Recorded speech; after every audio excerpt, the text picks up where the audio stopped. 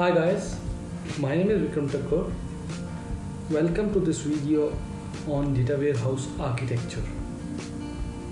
In the previous video, I've given you a quick summary on what is data warehousing and what is data warehouse and what are the various properties of a data warehouse. In this video, we'll look into the standard architecture of a data warehouse used by most of the organizations. So let's get started.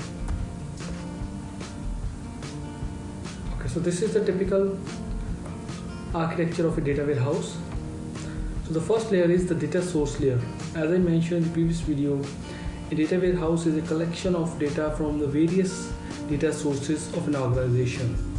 So all the data sources from which the data is extracted comes under this layer. The data can be extracted from various sources, for example the operational systems such as sales, HR, inventory, marketing, and the systems data.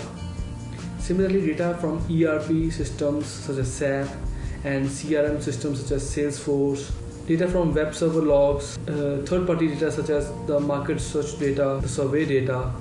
So all these data come under the data source layer.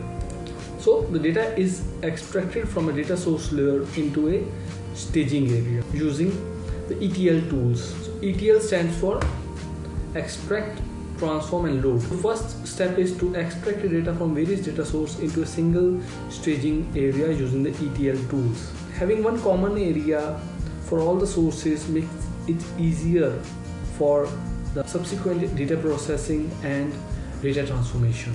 So once the data is extracted into a data staging area, the next step is to load the data into a data warehouse. So before loading the data, all the data that is extracted into staging area is actually cleaned and transformed as per the user requirements. In the data warehouse, basically there are three things. One is the metadata, second is the summary data, and third is the raw data. The metadata is basically a data about data. It is one of the most important aspects about the data warehouse.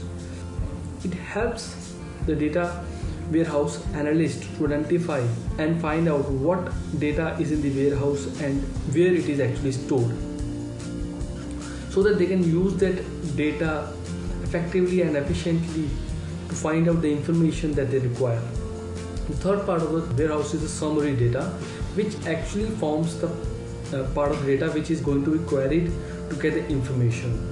So generally we load this data using ETL tools in the nightly batch. It is not the real-time data in the warehouse.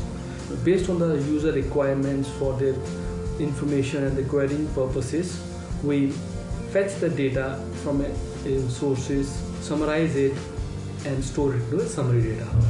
And the last part of the architecture is the presentation layer, which is a user interface for the analysts or for the decision makers, which actually use the information from the data warehouse and make some decisions. Now the data from a data warehouse can be used by multiple tools and technologies. For example, the OLAP. OLAP is basically the online analytical processing. Is an approach to answering the multi-dimensional analytical queries.